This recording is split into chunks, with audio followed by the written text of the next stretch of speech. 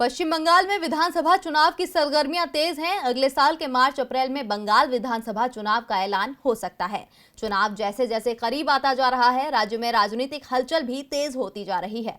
BJP के पूर्व अध्यक्ष और केंद्रीय मंत्री अमित शाह इन दिनों बंगाल पर ज्यादा ही ध्यान दे रहे हैं।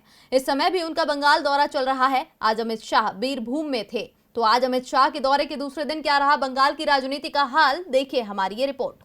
पश्चिम बंगाल में 10 साल से ममता बनर्जी का दबदबा बना हुआ है। 2019 के लोकसभा चुनावों में बीजेपी ने दीदी के दबदबे को चुनौती तो दी, लेकिन फिर भी राज्य में टीएमसी ही सबसे बड़ी पार्टी बनी रही। अब विधानसभा चुनाव सामने है तो बीजेपी टीएमसी से राज्य की सत्ता छीनने की कोशिश में है। राज्य में पार्टी के बड़े नेताओं को लगातार दौरे हो रहे हैं। केंद्रीय गृह मंत्री अमित शाह का 2 दिन से बंगाल का दौरा चल रहा है। कल वो मिदनापुर में थे तो आज बीरभूम में उन्होंने पार्टी की ताकत दिखाई। अमित शाह ने बीरभूम में रोड शो किया। रोड शो में आए लोगों को संबोधित करते हुए उन्होंने कहा कि बंगाल की जनता तय कर चुकी है कि इस बार बीजेपी को सत्ता देगी। ममता दीदी के प्रति लोगों का गुस्सा साफ साफ दिख रहा है। बंगाल अब परिवर्तन को तैयार है। ये परिवर्तन बंगाल के विकास के लिए होने जा रहा है। ये परिवर्तन बंगाल में राजनीतिक शांति स्थापित करने के लिए है। ये परिवर्तन टोलाबाजी खत्म करने के लिए है। रोड शो से पहले अमित शाह शांति निकेतन स्थित विश्व भारती यूनिवर्सिटी गए।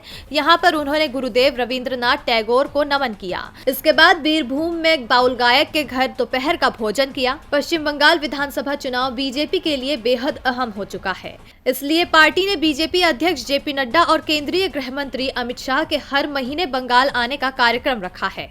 जनवरी से पीएम मोदी के भी पश्चिम बंगाल में कार्यक्रम शुरू होंगे।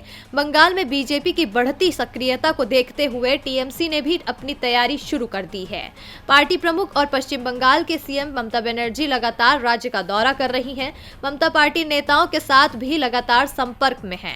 टीएमसी भी अमित शाह को जवाब दे रही है। पार्टी के सांसद कल्याण बनर्जी ने कहा कि अमित शाह को बंगाल के बारे में कोई जानकारी नहीं है, इसलिए वो इस तरह की बातें कर रहे हैं। बंगाल की जनता दीदी के साथ है और टीएमसी इस बार भी बंगाल में आसानी से विधानसभा चुनाव जीतकर एक बार फिर सरकार बनाएगी।